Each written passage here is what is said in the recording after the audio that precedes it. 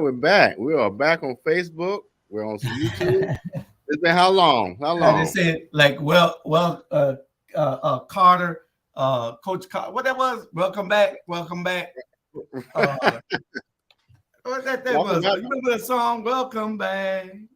Right. I think that was IHOP song. But That was most the song that sick the little show used to come on back in the day with no, Carter. Welcome back, Carter. okay. But then My another producer song hollered it from the other room. there's a hip hop artist said I've been gone for a minute, but we're now back with the jump off. So we back. We're back. We got Robert Brown and do this all here on the Watch Dawgs on our Black Media Network. We got a list of things to talk about today. Where do we begin? Because we're talking about the fairgrounds. And we're talking about the upcoming elections. And unfortunately, folks, I think we probably should begin here, Julius, if you are there. But we lost somebody important in not only Chatham County, not only United States, but across the world. A local icon in himself, Commissioner Rivers, who was a Harlem Globetrotter. Number 3, and we got number 1 on that paper. I know, but people's life is more important than all of this, so that's kind of why. Of course, it is, but that was my tribute to him. Okay, well, we'll start. We just want to send our condolences to the family, and we're going to end with that. Yeah, that's my very good friend.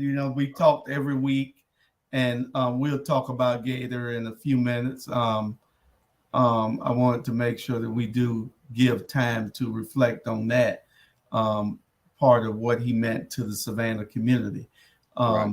But that's on our agenda. We're going to talk about that in a few minutes.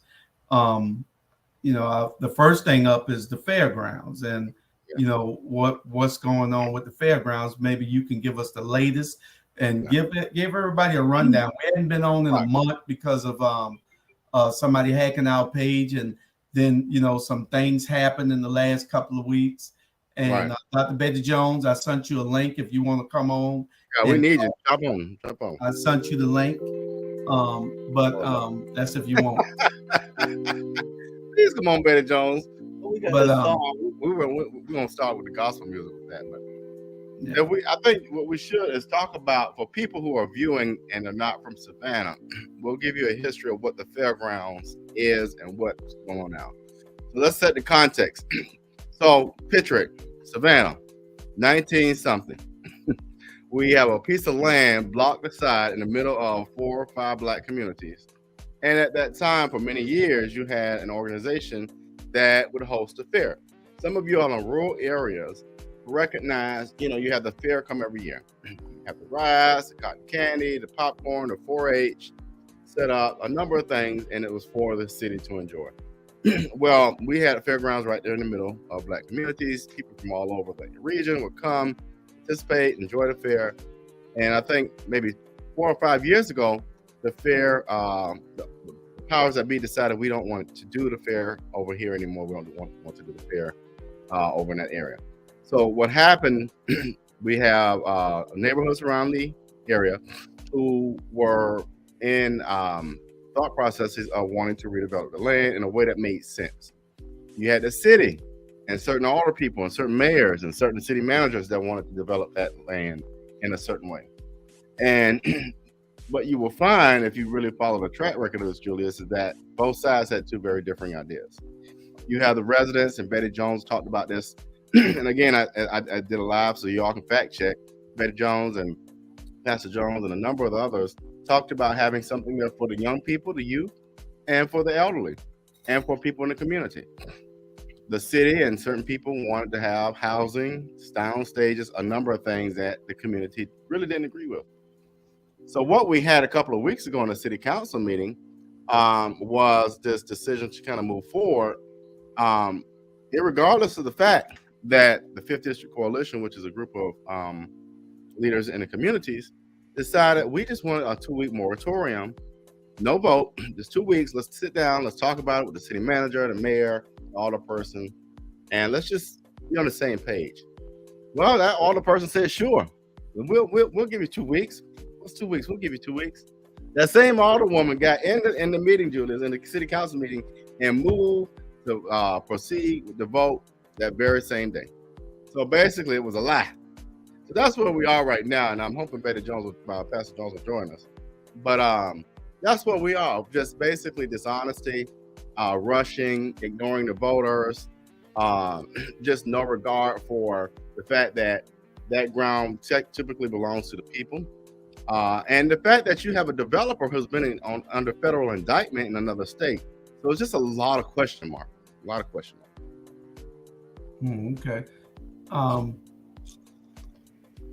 We got a lot of questions because, if you're not going to listen to the will of the voters, if you're not going to find out exactly what they want in this, and then he was a little defiant the other day, just like he was with Yamacrow when he said, Yamacrow what? Yamacrow who? What's up, Bernard? He did the same thing with the fairgrounds. No. Like, this is final. There ain't no more going back. It ain't no more say so. This is final. I don't know what you people over there talking about. We done had all the meetings with.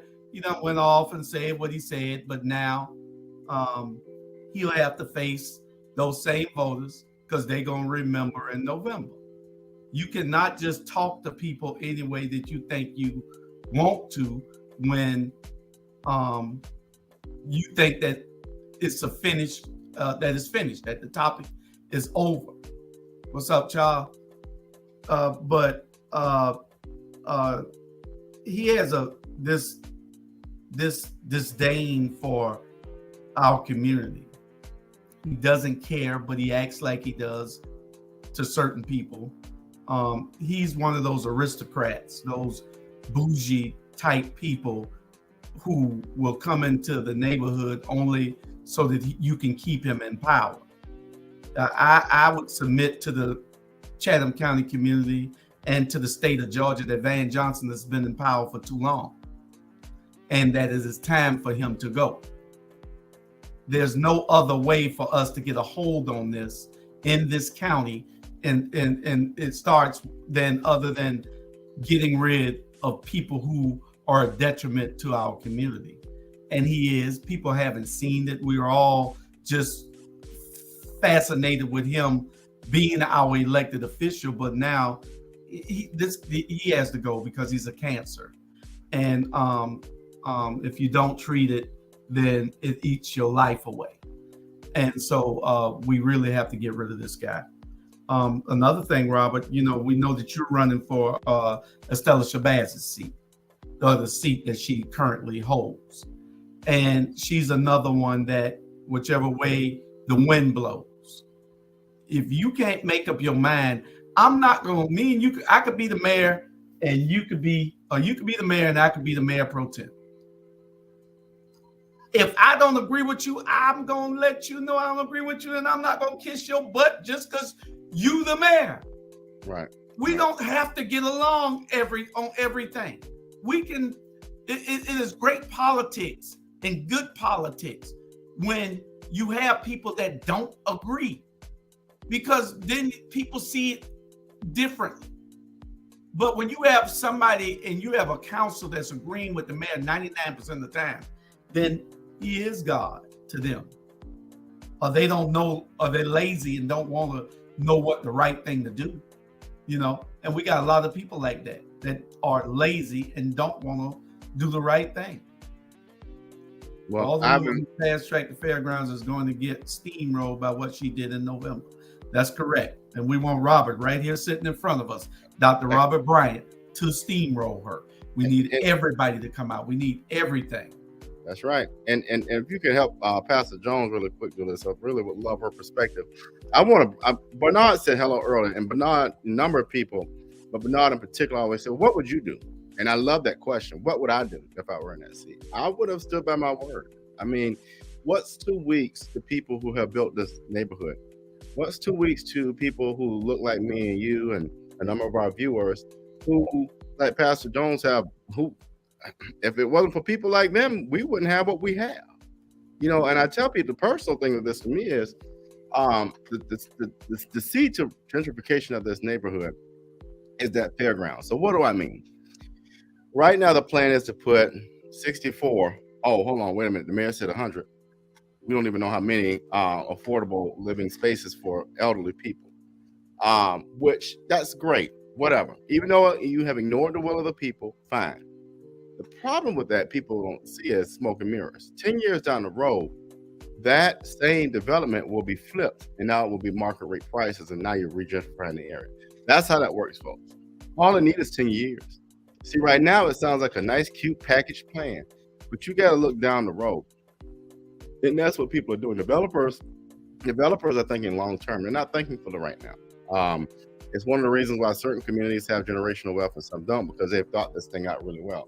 By design is what Alicia Blakely would say. But I would say what I would have done is granted the 2 weeks. And honestly, I probably would have granted a whole moratorium for a month until we had everybody comfortable on the same page. One of the things I do when I have phone calls with constituents or go to community meetings is try my best to just be present and make sure that they're comfortable. Everybody won't be happy, but everybody should feel comfortable about the decisions that we're making, whether it be them just voicing their opinions or whether it be we need to stop and have the conversation. But I think it's important that we give people voice and agency and not just side with developers just to make these things happen. And Dr. Jones, if you go to your email, it should be in your email. And you just click on that link and we'll add you. Just like with Keisha's show. And I'll keep going because I think you're trying to help her. The other part of this fairground thing is, you all, is the fact that the way I'm going to talk about leadership styles, because I think it's important. The current leadership style tends to kind of side with the majority without being able to stand alone. The one thing I pride myself on is what I think, Julius, you said it earlier. If I disagree with something, or if the constituents in the 5th district don't like something, or the constituents in the 5th district say we need to go a different direction, I don't care if I'm on an island by myself. I am going to advocate on their behalf, period. I'm not going down there to advocate for the Bryant family. I'm not going down there to advocate for Robert. I'm going down there to advocate for Fowler Park, for Papa Place, for New Hampstead, for Colonial Village, for Camp Park, for Liberty City, all these neighborhoods, for the people in these neighborhoods. That's what we should be doing. And, in the case of this fairground as an example, my job in that role as a 5th district alderperson would have been down there to fight tooth and nail to make sure there was no vote for at least 2 weeks based on the agreement that was made. So, well,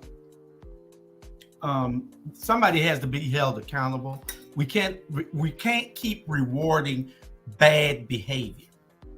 Bad behavior should not ever be rewarded, not in this country. And that's what we've been doing for almost 20 years now. We've been rewarding bad behavior. Well, I mean, for the first 16 years, we saw where there was an effort to try to do something, and then when the mayor was then a city council person, he couldn't get anything done. Now he's the mayor with the majority, supermajority council. 9-0. 9-0 for whatever he wants to do. 9-0 if it's to help the community and do some of the things that he had advocated for 16 years prior. But now he don't want to do anything. And now it's election for the first 3 years. He said that black people didn't need nothing because we were the majority. He said this out his mouth. Black people didn't need nothing, y'all the majority. Now it's election time and they popping up all over,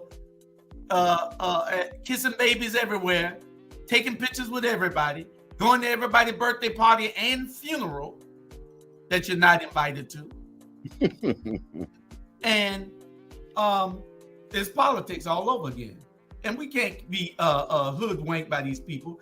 It comes a time when we got to say, enough is enough. and it stops right now, and this is it. This is it. So yeah, we're gonna be out. We're gonna be out real strong, and in the next couple of weeks, we got the city elections coming up all over the county. In this county, this is what we're more concerned with, is this county, Chatham County, and a lot of municipalities are up. Bernard, you can't be over it, Bernard. If you get over it, then we got to be in the place to make a difference. I understand your frustration, but Savannah's no different than any other city in this country. It's just that, I know, Bernard, you're tired of the BS in Savannah. There's a whole lot. There's a whole lot in Atlanta too. You're just not connected with it.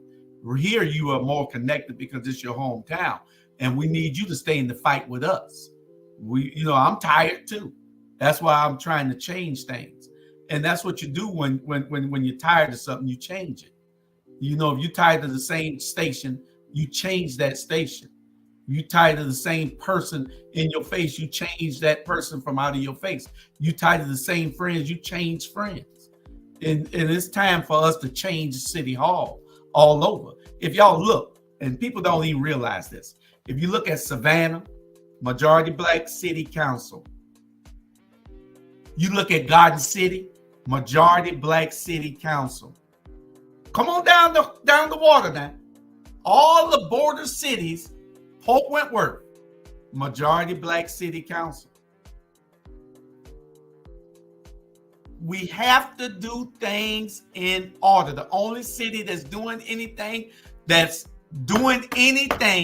for Black people is Port Wentworth. Now, how ironic is that? Where I live at. How ironic is that? Garden City, Natalie and Ricky are busting their butts trying to get some change, and the old guard got the old guard in there, still holding things back, not listening to the will of the people. Then you got Savannah. The old guard got their people in, holding back people. They tricked us to help get them elected. Yeah, we were bamboozled and hoodwinked, and we helped them. But now we have to be in that state of mind that you fooled us once, shame on you. You fooled me twice, shame on me. I'm not letting you fool me again. I see who you are. You still muted? Oh, you talking on the phone? Yeah, but was you saying something, Rob? No, I was trying to have Pastor Jones hop in. So. Oh, okay. Tell her we almost off of that subject. I know. We might have to have her as a special guest back after a while. But like I said, this is election time. We got a few months before the election in November, and our theme is Remember in November. And that's what we have to do. We got to remember in November. There comes a time when you just get fed up. Well, I have to say that in the regular cycle, it would have been politics. In Savannah, it's become politics. You're absolutely correct, Ivan. It is politics.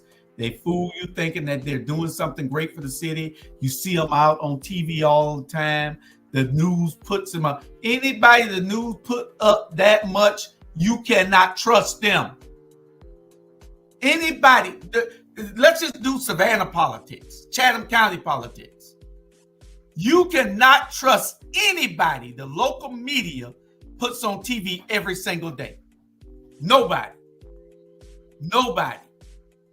And who's the only person on TV in Chatham County every single day? Why? Because he's delivering on their agenda. You got it. At last. All right. Do I need to do it? I knew you could do that. I know. When you're not technologically savvy, it take a while. Well, if I may, Pastor Jones, because you deserve the intro. What we have before us, folks, is longtime resident of one of our 5th District neighborhoods and the current president of Fowler Park. Not only that, has served the community in so many ways as an educator, as a pastor, and just as a community leader. And so, if Julius, if we may, we give Pastor Jones the floor just to talk about her experience with this whole Fairgrounds thing. But we just thank you so much and thank God that you're allowed to be with us today, Dr. Jones. And just want to hear what your thoughts are. And there's no rhyme or reason to it. But what we want people to realize is you have no stake in the game other than representing the people of the 5th and representing the people of Fowler Park. And so the floor is yours, my friend. That is so true. And we really do not get paid for what we do. And I think sometimes people think that because we're presidents of our neighborhoods that we get money. I receive no money for doing what I'm doing. But I live in the neighborhood. I grew up in the neighborhood. I was born in the neighborhood. So basically, knowing a whole lot about, seeing the changes that have come from the neighborhood. I can remember when the Coastal Empire Fair was across there where Sylvan Terrace was, and that's been many years ago. And once it got over here in Fowler Park, because it really sits between Fowler Park and Tatumville. When the land first came up for sale, which is the largest property that the city had at the time, we called, I should say I called, and I know there were others that probably called, Mayor Jackson, who was mayor at the time, Edna Jackson, to ask them to please consider purchasing the land because we were having a lot of trouble with our children, with crime and everything. And knowing how, with my children growing up out here, and how when Bolivet had the pals and all of that, and they had something to do to try to get them to purchase the land so that our children would have some place to go, to be safe, to have something to do, to have a library, to have spaces for learning, computer areas.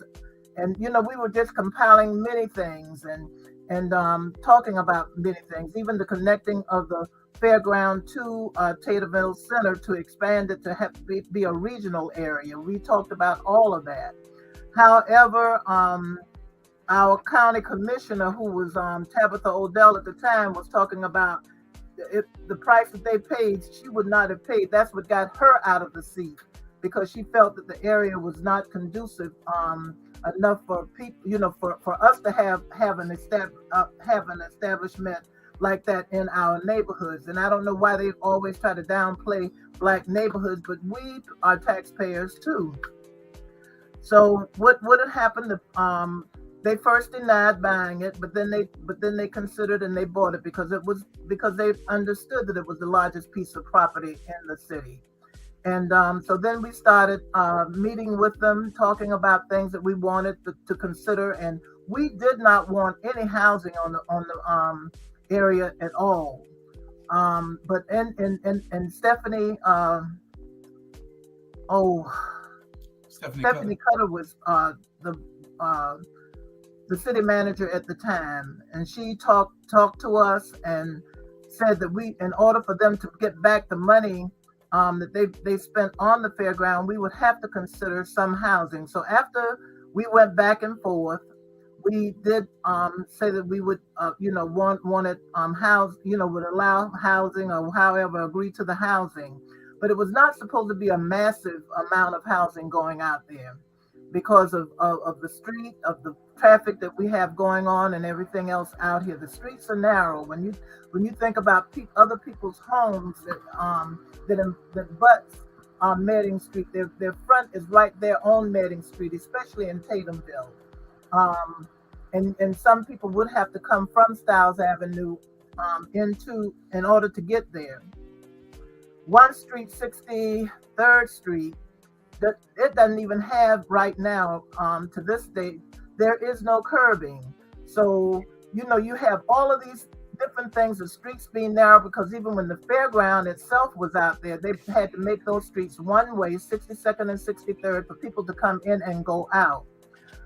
So after considering and talking about what we wanted, the only person that came to us to try to work with us was Craig Gordon.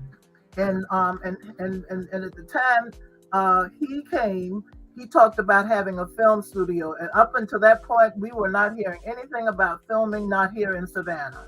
However, he came and he laid out what he thought would be helpful in making it a place that young people could come and learn how to do things, and the teaching and using Savannah State and probably, some of Armstrong and SCAD or whoever, to be able to teach them a skill or trade, or I'm not sure how to put that, but in order for them to have a job, but to teach them how to do do many things, and we thought that was good, but we had nobody else to come and to talk to us about what we wanted on there except us, talking with the city. And at one point, even our mayor said that we didn't know what we wanted. We did know what we do know what we want. We want something that's going to upgrade the neighborhood, or at least not to over gentrify us. Where taxes would be too high, because many of us are seniors in this area. Because I have now joined the senior group, and where others were seniors and we were younger now, because I've been president of Fowler Park trying to get someone else to want to run or whatever for over 20 some years. Because I live in Fowler Park, I'm not going to give up on it. I'm not going to give up on 5th District, because we need representation.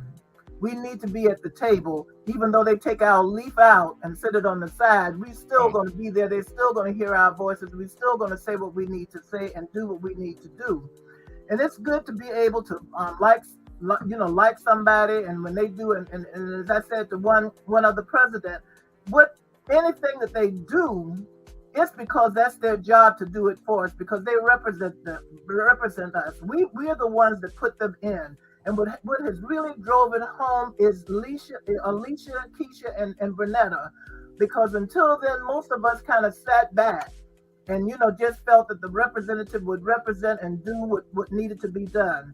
Ever so often, and that's why with us, without Alderwoman now, is not haven't done anything really for us in a whole lot of years that she's been there. And when we ask her, and when she decided to come to meeting, and the residents are saying what they want, we're not even taking notes to to be respectful enough to take notes to find out what it is the people desire in the neighborhood. Now, many of the things that we have did not come through her. It came through a previous administration, like the playground. We did not have the playground, like the sign. We did not have the sign, like the boulevard, so they're calling it now, on 57th Street to have us. That didn't come. The speed bumps, that did not come through her. That came through a previous administration that we had been trying to do. We were even with the resource center that we have. It did not come through her. It came through others working with us. But yet and still, she'll take credit for it. And it's just not right. And I mean, enough is enough. And we explained that to her, because when she asked me would I support her again, because she came to us the last term and really begged us to give her another chance. Well, we did, and she's done us worse this time than before. And will bring you right up to something and back off from you. To me, when she talked about taking Keisha and those under her wing to mentor them, she was setting them up for failure. Yeah. Because we could see, really and truly, because when we went to Liberty Center that particular night, that was when they first got elected. We were supposed to be going there to talk about the fairground. I think she talked about the fairground for a hot second or so. Then after that, that was it. When she saw Alicia and those come in, then she started bashing Van, who was not even invited to the to that meeting. Whoa. And it went on. I got up and I left because, number one, I had not eaten, and the other thing was I wasn't going to sit there hearing her do that and leading them into that. But I think that they ended up finding out, because after a while she pulled away from them and left them on their own because she ended up getting a title pro tem, and because they at one time I saw the switch when when they were getting ready to take her pro tem from her, or she thought it was, then she decided, well, I guess I need to go ahead on to the other side. But yet and still, people are still having needs. Our communities still have needs. We still have flooding. We still have a lot of things going on in our neighborhoods. We're still having some crime. The crime is not quite as bad, but we're still having all of these things, and she does not know what's going on in the neighborhood, not unless she's talking to some other residents that may be telling her something, but they are quiet. Many of them don't even come out to meetings, so they don't know what's going on. And it's not a few trying to make a decision, barring other people from the meetings, because the meetings are open to the residents and they are welcome. They are welcome at Fowler Park neighborhood meetings when we have it on the second Tuesday of every month. We welcome them to come in and express their concerns. And when we know the concerns, we work on them. And all we ask them to do is that because their concern was reached or met, that they stay there and help us try to get others who have concerns for that to be done. Many of them do not know how things are being done or who's getting it done, but it's a few of us that's doing that. Because right now we know when she went and sent that email saying that she was going to take, because first of all, let me back up a little bit. When we got a last minute memo that the Fairgrounds was going to be on the agenda, Melda was called. Asking for it to be put, put off, taken off the agenda for that, to give us time to meet, to have a meeting with the residents. And he said, it was on there, could not be taken off at this point. It had to be removed by, I guess, the council. Well, we got an email from her stating that she would take and ask her constituents, would they help supporting to give us 2 weeks to have a meeting, which she set up. We didn't want her to set it up. We wanted the city manager to set it up, because the trust that we had in the confidence that we tried to have in her, it's really gone. Now there are some, and like I said, people can be paid in more than one way. People can accept money, or they can accept favors. And some people will sell their soul for that. I'm not for sale. I'm not for sale by any means. I don't care. You don't have that much money to offer me, even though I'm not a rich person. You just don't have enough money to offer me for my integrity and my morals. And I'm not going to sell myself short, or the neighborhood short, because if you pay me, that means that I'm gonna have to dance to your music. Right now, we don't have to dance to anybody's music. About that, we can speak what we need to speak and say what we need to say for the people that we represent. And that's why we're really in an uproar now. And yes, we are talking ethics on her, because and when I looked at the last meeting, that to me, that was laughable. I don't know whether y'all saw the last council meeting, but when she got up talking about recusing herself, what are you recusing yourself for now? You have already done all of these things all before. So now you think that we're so blind and we're so dumb that we're going to take your recusal on a subject now. People are not asleep anymore. Most of us now are awake, and we are not just awake, but we are moving and we are talking and we are saying what we need to say. And maybe I'm talking too much. Look, y'all may have some questions. You're an old preacher, so let me offer this, Julius. You said an important thing, and Julius, you've talked a lot about this, and one in particular, I'm not gonna call her Alderwoman, but Sister Benetta Lanier, who has really offered a lot for the West Side. And she has this thing called asset-based community development, which I'm leaning into. And she's just kind of the model of what I follow. But then you talked about Alicia and Keisha, and the reason why I want to bring them up, and I've heard this everywhere I go, and in every conversation I've had. Before you had Alicia, Keisha, and Benetta, a lot of people didn't know what was going on at that Gold Dome. A lot of people didn't know that our Black communities were being left out. A lot of people didn't realize that Black folk didn't get nothing in Savannah. And so Julius, as well as Dr. Jones, if y'all could, I mean, if it weren't for those three, a lot of people wouldn't even know the fact that our Black communities were getting left out for many, many years. You're right. And that's the problem. Right about it. I mean, we were just ignorant to the fact that we were putting the wrong people in the representatives. Even when we put Estella Shabazz, I was a Shabazz supporter because then she used to, my only problem was she used to whisper everything when you don't need to whisper nothing to me. That's right, black man. You don't need to whisper nothing. Nobody's listening to us. Talk what you talking. Stand on what you're saying. And Estella has to go. Nobody ran against her last time because y'all gave her a break. We did. There is no break this time. Dr. Bryan has worked running against her, and we want to make sure that she is gone out of politics, period. Because see, her plan is she doesn't understand it. Her and Van, they really don't understand politics and how the numbers work. Van especially, he does not know how the numbers work. He's just a great orator, and he's a good person that can get in any crowd and just talk to you. But he's disingenuous with everything he does. But Estella has to understand that she won the races before the last election by 108 votes and by 88 votes. So she can easily be beaten. Dr. Bryan is doing the work to beat her. Van, he cannot win with the district over there with y'all. He cannot win without the first district being solidly behind him. He can't win these races. The third district pissed with him. The sixth district pissed with him. The first and the fifth. You cannot, and the seventh. And everybody wondering who the seventh district is. The seventh district is us. Amen.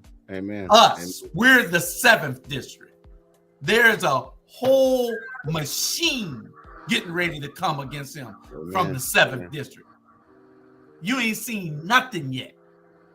We can telegraph it because ain't nothing you can do about it. Because we coming. And you better be ready. We coming. You sound like Dr. Harris. Dr. Jones, what's your thoughts in that? I call them the power three. The power three.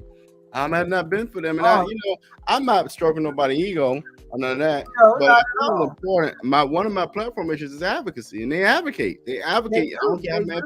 They advocate. And Dr. Bryan and Mr. Hall. One of the things that you have to realize too is that we have not been abreast of this, and some of us, and I know I'm one, that it took a little bit, but not a whole lot for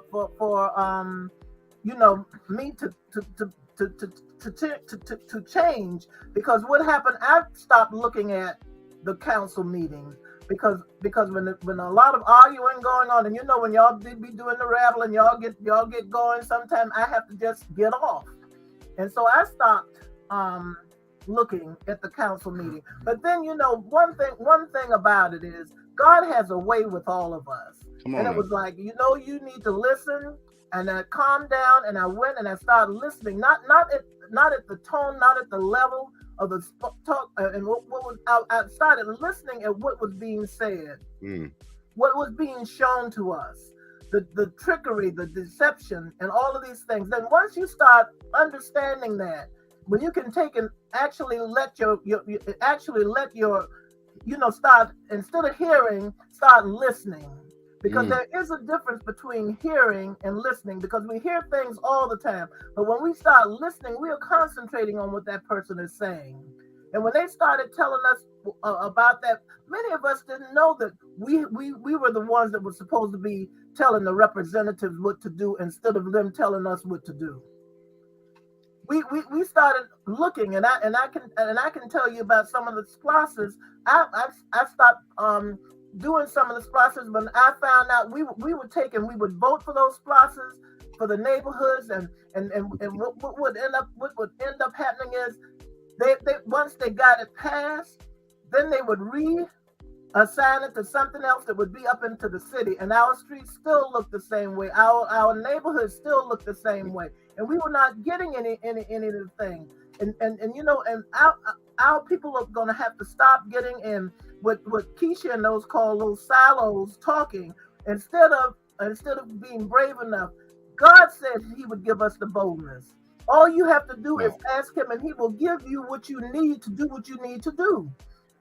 To open your mouth and let people know that you're dissatisfied. Telling me you're dissatisfied, and when I go up there to speak for you, that you disappear. I'm there by myself. You don't need to call me. Well, I'm not taking fight your battle, and you're not willing to fight your battle yourself. But I'm gonna fight the battle because I'm a part of what's going on. I lived here all of my life. So I mean, when we're getting calls from everywhere, from developers wanting to buy our land, wanting to buy us out, so they can come in and build houses right now that people can't afford to even purchase. What is affordable housing? They play with that term all the time, affordable housing. They'll take it and say, and I understand when the mayor said affordable housing is what you can afford, which is true. However, when others hear it said affordable housing, they're not thinking thousands of dollars for rent. They're not thinking that. When we talk about and I'm concerned, we need to start putting numbers to that name, affordable housing. Well, all homes are affordable housing. Huh? Everything is affordable housing. If you can't afford it, you can't get it. You're right. Everything is affordable. That's a great point. Even about the units that they're talking about putting that from 60 to 80 for senior housing, affordable housing. Will our seniors be able to afford to live there? Yeah. Will they be able to have that kind of money?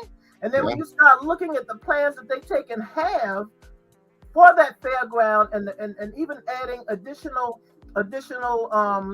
I think up to 400 housing, and they're talking about, and if you see the plans, they even have some because it's a lake that's over there by Tatum Community Center, and they're talking about now who's going to live in those condos? Who's going to take and live? And it ain't going to be many of us, if any. Right, you catching it? You caught it too, right? I mean, right. we know.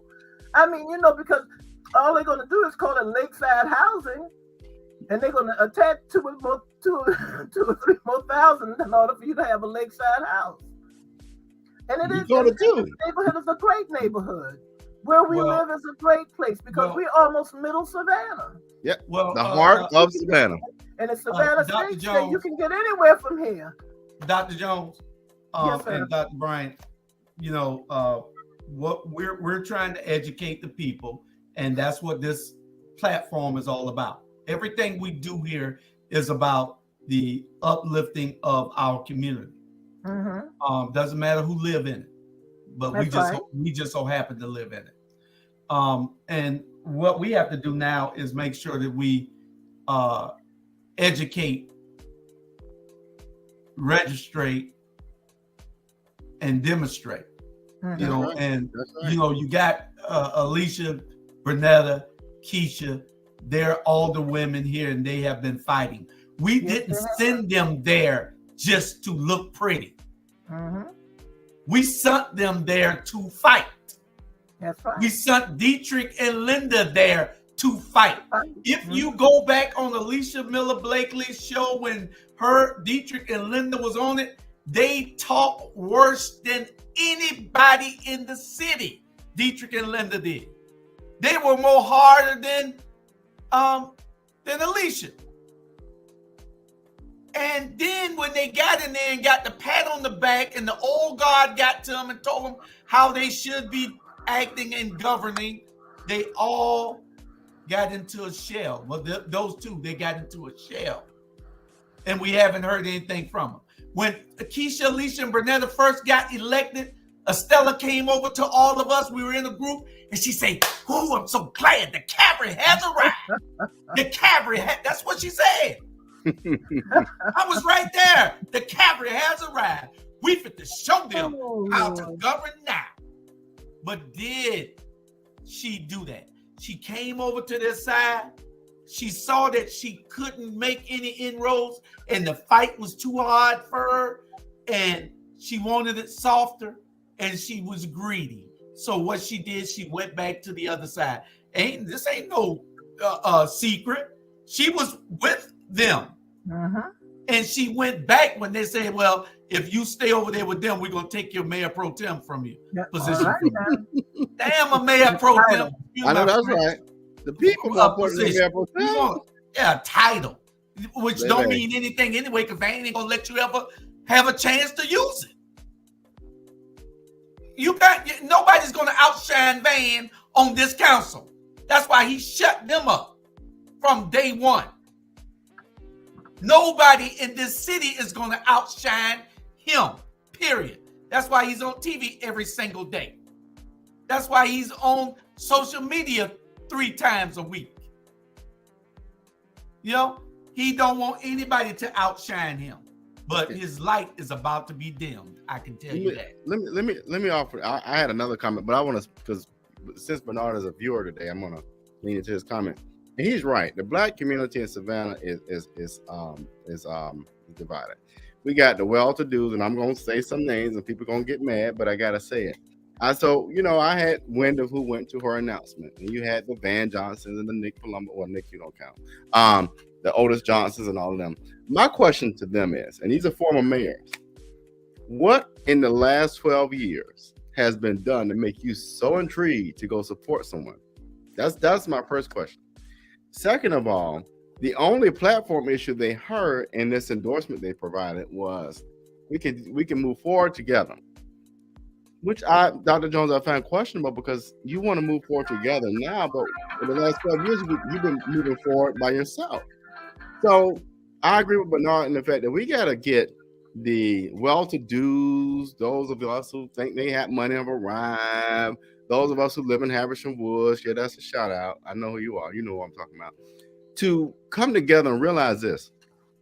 When you support somebody who has aided and abetted this mayor in the destruction of the Black community, you two are the problem. And at the end of the day, I stand on the right side of history, meaning that what you said, Dr. Jones, was right. The SPLOS piece, I want to go back to that SPLOS. It has come to me from a very reliable source, somebody who used to work for the county, that this alderwoman, when it came time to advocate for SPLOS, they will advocate for hundreds of thousands, while you have a Nick Palumbo and a Curtis Purdy advocating for millions. What would I do? I want us to have our fair share of the pie. There's no way in the world the 1st and the 5th district have looked the same way in 45 years. Ain't nothing changed. And the fact that SCAD has got its footprint deeply into the grains of Montgomery Street.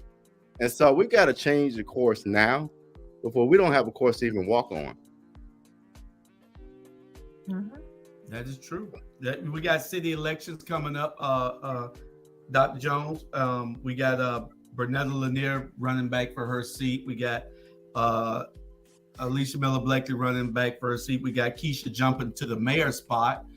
And when Keisha jump into the mayor spot, we got Rashida Edwards in her running for her position. We got Todd Rose running against Linda Wilder Bryant, and we got Mike McCann running against Curtis Purdy. All the Curtis Purdy and Stella Shabazz and Dietrich and Linda betrayed us when they told us what they were going to do once they got into office, and they have done the exact opposite. They think that giving out some blankets under the bridge is bringing economic wealth to our communities. They think that giving out some kids free McDonald's meals is bringing back economic prosperity to the underserved communities. You can't think like that. And they think that they can put a dumpster to pick up trash at 36 and Waters and at other locations throughout the 3rd district, 2nd district, and 4th district, and think that they're doing the will of the people. Anybody can get those trash cans. Anybody can do the things that they're doing. That's right. And if I could, going back to Bernard's question, what would you do, Robert? I showed you what I would do. Let me tell you something, Julius. You hit the nail on the head. You get out here and serve these folks, and let me tell you, one of my favorite things to do is to work with any homeless organization that's serving food and go out there and just hear their stories, to see them smile, to hear that they are They're just like any of us. Ain't none of us but one check away from being homeless. Any of us. And when you realize and you listen to these people, and you sit with them and you touch them and they just happy and you hear their stories, that's what counts. When you're sitting out here with these young people and you're cleaning the streets, man, I was out there today with a young 5-year-old. I was floored. Let me tell you something. I always say this. Our kids are the smartest on this earth, period. Hands down. This young brother, 5 years old, was able to tell me who LeBron James was, that he played for the Lakers and what school he went to. You get inspired by the people that are not only in the city of Savannah, but in our district, our black children, our black people, us. We are one powerful people. And that's the thing that we have people on this council that don't understand. You got powerful people who, man, when you get up there and you interact with these folk, man, please, you would be so inspired, and it makes you just proud to know that the best is yet to come. You don't think that they are afraid because that's why they're trying to disperse us from being in the city, trying to get us to go someplace else? Well, it's been a trick since slavery. You divide and conquer. You divide the black community, you divide the black family, and you conquer. That's exactly what they do. That's what they do. And then when you think you got enough of the people, you try to drown out the ones that are still advocating against you. Bernard, I'm glad Bernard said this, because I've been listening to my brother, who my childhood friend, for a couple of months now. And for the last couple of months, he has had a different mindset.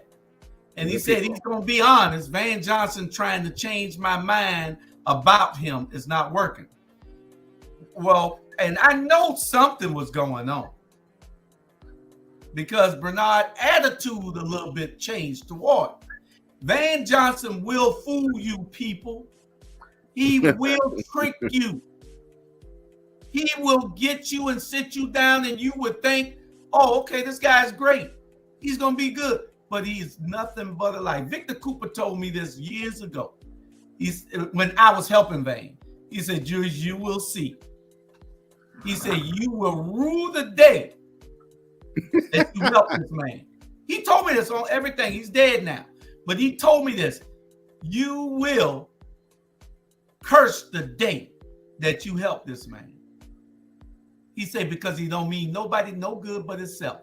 He said, what has he done for anybody? Even his friends. What friend has he gotten in a position? None. But you know what? Let me. Oh. No, but Pastor Jones, let me, because I'll forget. You think you old? I'm older. I'm kidding. One thing Andrew Young did, and people don't realize this, and mark my word, Andrew Young, because of his leadership of Maynard Jackson, they created what? Millionaires. Millionaires that look like us. That's what we're gonna do with Edwards, Bryant, Rose, Keisha, Alicia, and Bernetta. We ain't about us. It's about our community, and we're gonna create some serious economic distribution. And you know how we're gonna do it? It's called, we're gonna get rid of those legacy contracts. So I already got about 4 or 5 black community construction companies and contracts we're gonna give out. Oh, all I want you to know is if you're a contractor and you look like us, start following the policy. Look what you got to do, because guess what? There's a new day coming. And I'm sorry, Dr. Jones, but I had to say it because but that's okay. Tired of us being left out the conversation. Because I was just piggybacking on what Julius was talking about, in that, you know, when Van was an alderman, I can't say, I mean, Edna and all, they helped me. They truly, truly helped me. I've said this to him, that all that he had done for us, and Edna knows, you know, because with Fowler Park, I can't tell you enough. He truly, truly helped me, and you know. But then once he became mayor, it looked like he just flipped. And I mean, that's where the hurt came in, because this is not the man that helped me to do what I needed to do, and I could not gather and understand. But as you say, the truth is to be told. And with knowing what's going on, no, I can't stand there anymore. You know, when your eyes are open and God shows you what you need to do, you do that. You go with that.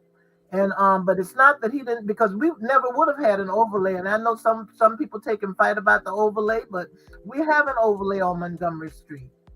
And that overlay did not come to keep blacks or anybody else from from having a business and making money. It came because we were having a high rate of crime out here because of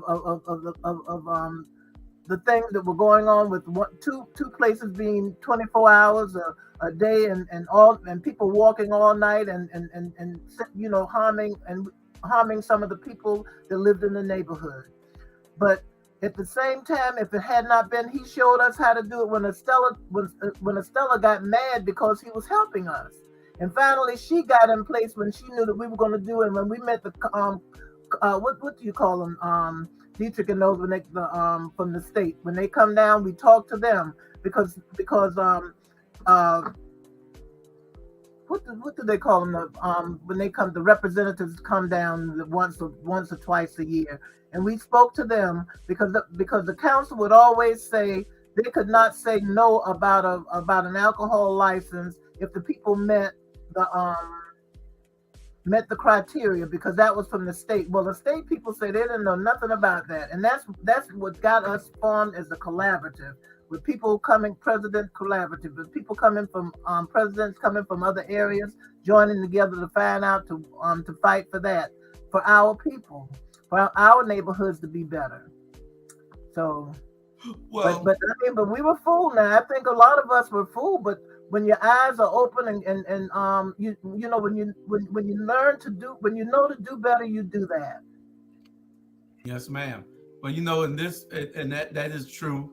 You know, we got Van telling us that he was gonna put that leaf. See that leaf behind his back? That's that leaf he said that he was gonna put in the table. That's the leaf he said that he was going to put in the table so the table could be bigger so all of us could sit at the table. Wow. All of us. But nobody's sitting at the table because he got the leaf behind his back. So he said, I lied. Psych. Y'all can get this t-shirt. This t-shirt is on sale right now. Support the campaign so we can get rid of this man. Then, you know, you got this one also, the campaign, the dump van. And then you got this one also, the cane van. We're going to put him in the can, y'all, and get rid of him. These are the three people that y'all need to be supporting right here. They're running strong, and they're doing the things and waking the people up about things going on in this city. Dr. Bryant is running for the 5th district against Estella Shabazz. We're going to replace her. Y'all just listen. We're going to replace her. Dr. Bryant will do what is necessary and what the people want. Not what to go along to get along. He's going to do what the people want done in the 5th district. If you want great representation, then put great people in place. Those people who show us who they are, we need to believe them. Now, we're going to have to move on because we got one other topic. We got the elections all over the city, all over the county with Pula, Poe and Worth. You got Garden City. You got these elections coming up in Savannah, and then the county elections are next year. The judges and everything. You see all of them going out to affairs and everything now. They ain't been going out nowhere the last 3 years, but now the last year you see everybody everywhere kissing babies and shaking hands and being in parades. But they're so disingenuous. Those are people that we need to watch. They only come around when it's time for them to get something from us. Right. So we need people who are always going to be contributors to these communities. A good friend of mine died last night. Yeah. A lot of people, you know, he was my pain in my side. This guy here, you know, and I'm gonna tell you, you know, this me and him at my birthday party. He came out to my birthday party. This is you can say what you want to say about this guy here, but you know, when I called him, he picked up the phone. When he called me, I picked up the phone. It was an every week thing. We didn't miss a week talking. He's a good friend of mine. People don't pick my friends. A lot of people probably didn't like Gator. Gator's world famous. Gator's probably one of the most famous people to ever come out of Savannah. Beach High School alumni. I ain't gonna hold that against you and him, Dr. Jones. Hey, everybody can't be a bulldog. Oh Lord, I'm not gonna hold that. I'm not gonna hold that against you and Gator. But Gator was my man. That was my main. He called me 2 or 3 times sometimes every week. I talked Gator into running for office. I did because he kept calling me every day crying about some event or something that was happening with Beach High School or with the school not letting him do things in the system. So I said, Gator, and he was crying about how he was being blackballed by certain commissioners and everything. I said, well, Gator, why don't you just run for office? Why don't you just run for office? I said, you solved the problem. Go run for office. And he ran, and he was put in office, and he was serving until he died this morning. And that's my good friend. Nobody can't tell me, and like I said, nobody don't pick my friends. I pick my friends because I pick my friends by how they treat me. Mm-hmm. Me and Gator cussed each other out every day, but it was love. Right. He's a legend to me. I respected him for what he did. I remember as a little boy seeing the Harlem Globetrotters as a kid, watching the Harlem Globetrotters cartoons and stuff. So I know what the roads he traveled. Yeah, everybody don't have a perfect life. Show me somebody that had. That's right. Understood me and accepted me for who I was. That's right. And took me to places that I wouldn't normally go, in rooms I wouldn't normally go in. Introduced me to people that I wouldn't normally meet. And I appreciate that. Whenever I asked him, I used to take my kids over on he had an office over there off of East Broad Street in the old cleaners building with some friends. He that's where he used to always have his office at. I used to go over there. He'd give them basketballs and all. And he was a great mentor and a great inspiration to kids. I didn't like the fact that he was being blocked out and a lot of things that he was trying to do. But and I was trying to help him as much as I can. But when you're blacked out and blackballed, ain't too much you can do. But anyway, I want to celebrate his life. He had cancer, and it gets the best of us. Sometimes it drains you. I talked to him last week, and he said, "Juice, I can't make the meeting. I had a meeting scheduled for him to come out." He said, "I can't make it." He said, "Man, I just got out of chemo, and he said, I'm too tired. I'm drained." We got to celebrate the people in our lives and not always just talk about them. Right. You got people that were far worse and far more detriment to our community. Clarence Thomas, you got Van Johnson. You got people who are much more detriment. This man here was a national hero. Wherever he went, other people celebrated. That's one of the problems with Savannah. We don't celebrate our celebrities the way we got Molly Music on the national stage, but we don't celebrate this guy. He's right here, went to BC. He's on the national stage recording with everybody on All American Idol, every place, making songs with everybody, but we don't celebrate him. You go out of town, you hear his music in the malls. You don't hear him in Savannah. We don't celebrate our people. You're celebrating Flagey now a little, but you don't celebrate our other celebrities. You didn't celebrate Purvis Ellison. You didn't celebrate Mary J. Blige. You didn't celebrate Mary Davis from the SOS Band. Jimmy Lloyd Brown from Brick. It's a lot of people from here, and we don't celebrate them. We don't. We should have a Hall of Fame for these people that they all are in, so people can come and see how rich the talent is from Savannah and from this area. But anyway, I'm talking. And you said a key thing, Julius, that it ties back to our race with the 5th District. Ties back to so many things in that if you understand our culture and our community, and that's how families operate in Black community. We're going to argue, cuss, and say things to one another we don't like. But at the end of the day, ain't nobody going to mess with us. You're a great example. My cousin Smiley. Me and her go back and forth. And Bernard Brown, me and him go back and forth, and sometimes Julius and Ted go back and forth. But in the day, ain't nobody gonna bother them but us. And that's the beauty of the community. And Dr. Jones, you got family too. We all got. You said something, Julius, that I want to add to this. Ain't nobody around here perfect. We all got our own vices, challenges, demons, and things we got to make it through. But guess what? When you realize the power of this community, we made it through slavery. We made it through disrespect. We made it through not being able to run for president. We made it through a lot of stuff. But guess what? People ain't got that we got. It's called resilience. It's called cohesiveness. And we got to tap into those skill sets. We got to tap into the fact that we don't need nobody to tell us what to do. Going back to what I said earlier, Dr. Jones, with Maynard and Brother Andrews. Do you know a candidate that's running for city council in Atlanta? They don't have to go but to one community. They're wrong. Us. Mm-hmm. When we gonna get there? So I wanted to tap into that to say people got to realize what you said, Julius. That so much content and value in the fact that when we realize that we can sustain our own, as we always have, how much growth and power we can have in this city. Yeah. So I'm gonna say goodbye to my boy. That's my main man there, y'all. That was my main man.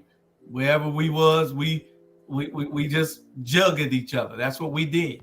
You know, everything I called him to, he came. Whether it's at a house party at my house or whether it was a birthday party anywhere, he was always there. Him and Yavo, those guys are old friends of mine. And I appreciate both of them. And I want to shout out to Yavo. He had surgery yesterday, successful surgery. And he and I and Gator all are just good friends. And we're going to miss Gator. I know I am because he was one of the people that I talked to on a regular basis that run just talking politics. Me, him, Charlie Brown. Me and Charlie would be on the phone on three-way all the time, talking politics. And gonna miss old boy that's my man. Anyway, back on topic. Cordy Wright. Ma'am. I said we also lost Cordy Wright. He was assistant principal. Oh, at Beach? No, I'm trying to remember whether he was, because I left so long ago, I can't remember whether he was at Beach, but he did work at 208 Bull. Oh, okay.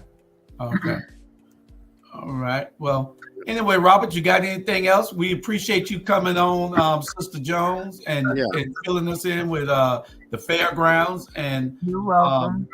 We're going to continue to pound this because we want people to remember in November.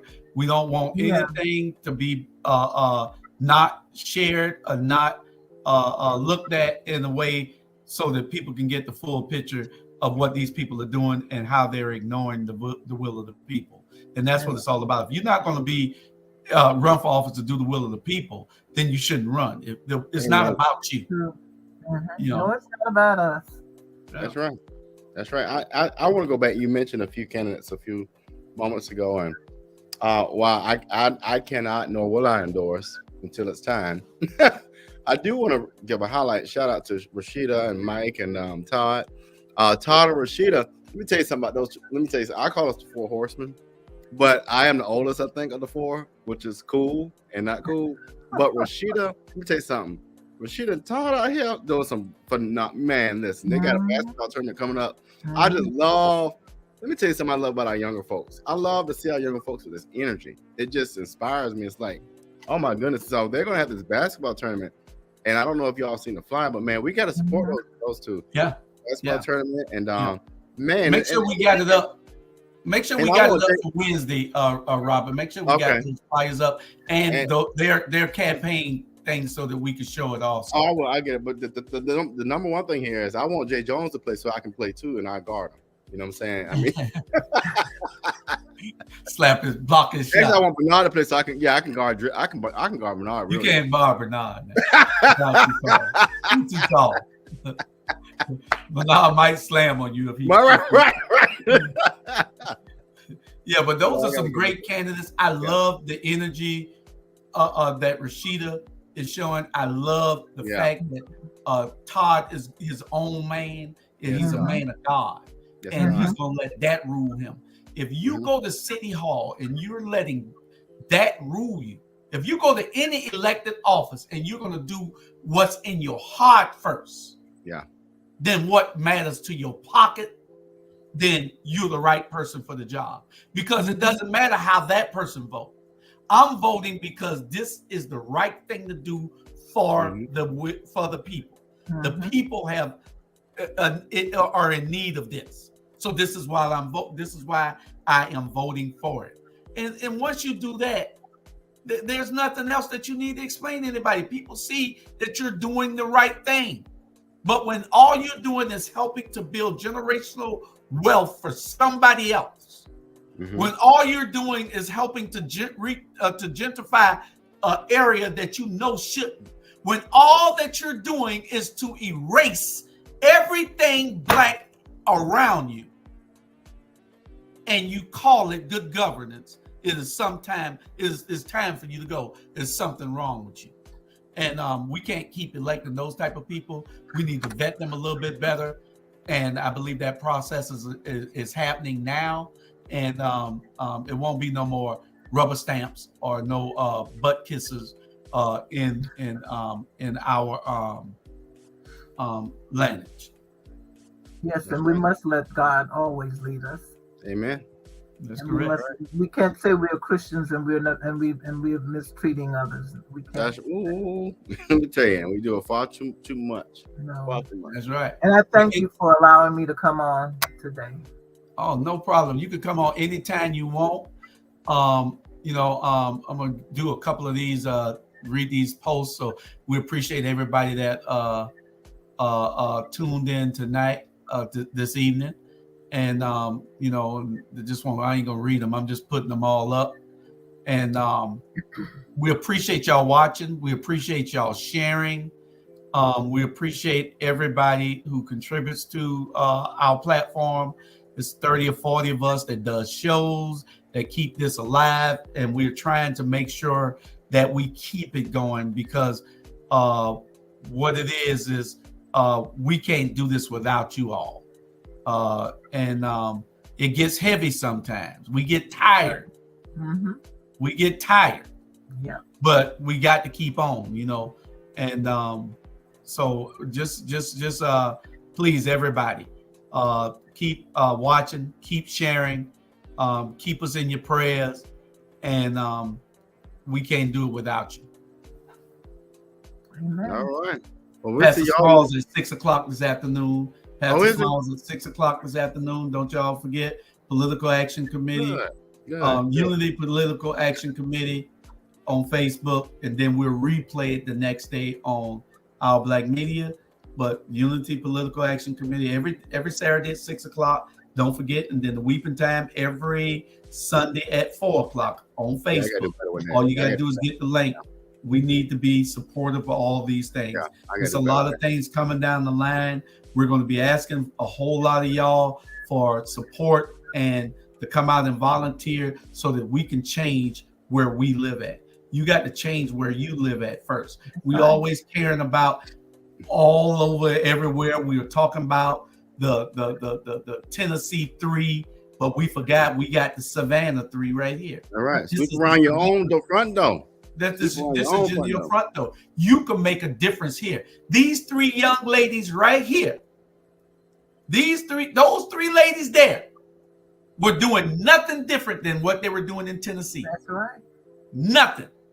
Their advocacy for the people and the citizens of Chatham County, not just Savannah, of Chatham County, because they're everywhere doing everything that they can. It's just as important as the Tennessee 3. That's right. Because it concerns you, those ones that are watching right now, those people. So always share. You got 500 people on your Facebook thread. Share this program with them while you watching. If you don't know how to share it, don't teach it. It's just a button to click. You share it so everybody can watch it. Everybody needs to watch what we're doing. Everybody needs to be informed. We don't need people out there that's ignorant to what's going on in our elected city halls. So I appreciate you. I thank God for you. I'll get you before we go. Peace out. We gotta say this. This is because Ebony Sports supporters out to Thursday. We just want to thank the Philadelphia Eagles for recognizing good talent. Keely Ringo is the newest one to go. So go Bulldog Eagles. Man, they're gonna change them to the Philadelphia Bulldogs. Hey, we ready. Hey, when you see good talent, man. And I love both teams. They just ran into Mahomes. Mahomes just drafted my one of my childhood friends. His son just got drafted by offensive line for Kansas City Chiefs, Super Bowl champs. Okay. You know? Hey, so shout out to my young brother, especially Nolan Smith. If you all don't know, Nolan Smith is here from Savannah, but it's always good to see our young brothers doing good and sisters doing good things. We're gonna get out here because we're talking about 100 different things. Yeah, before you go, just to let you and remind you that Reverend Dr. Leonard Small is celebrating his 40th church anniversary, his pastoral anniversary, on May 19th, which is a banquet, and on Sunday, which is the 21st. We invite you to come out. Can you please text me that? Because I definitely want to support. You already got a ticket. I got a ticket. That's fine. I'll still give a donation, even though I got a ticket. You already got a ticket. Okay, well, I'll give another donation. We got a table already. Okay, well, I give him. And we thank you for. I'm giving him a love offering then. Anything else? Whatever. We appreciate it. They don't be listening to me, Dr. Jones. That's fine. We want to make sure he. Did I not say there's a difference in hearing and listening? Right. Well, I want to make sure he feel love. That's all. Yeah. We won't. If we could get another table, we will. People need to get on. Our Black Media has a table already. Make sure we up front on the roast him also, Dr. Jones. Okay, and not only that, because he's down there in Brunswick right now. Oh yeah, he down there fighting. They done cite him again or something. Yeah. Mm-hmm. Why he go by? We'll talk later. Bye, y'all. Well, you know what? One thing about it is when you have a calling and God has called you to do something, you're not really by yourself because He's there with you. I agree. And that means that if you got to go do it, sometimes we have to stand alone. Like some of you are doing again now. Come on. You're doing right now. Because you have been called for a time such as this. And I tell Keisha and Alicia that all the time. Amen. And I thank God for them, and I thank God for what they're doing. I agree. Because many of us, before we call because I know I call on them, and Tanya Milton, who's our fifth, commission. Good people. They keep us informed. I greatly appreciate them. All right, Joe, we'll be here next Saturday. We'll be back, and y'all have a great week. And I'll end this one, Robert. I'll end it. All right. And because I want to put that thing up on the end. So I'll end it. Don't forget, and also June 10th, we got the All Black Affair with one of our shows. You got a seat there too, Robert. On June 10th, we got the All Black Affair with one of our shows. ScoreBiggerDating.com. They come on Friday, 8:30 to 10:30 on this platform. 8:30 to 10:30 every Friday they come on. But we got we have a table there also. Okay. All right. And that's it. All hearts and minds good. We will see you later. And we love you. Share. And we'll get with you, Dr. Jones. We love you. All right. Bye-bye. Let me get. Thought I was in the right box, but I guess I was. Like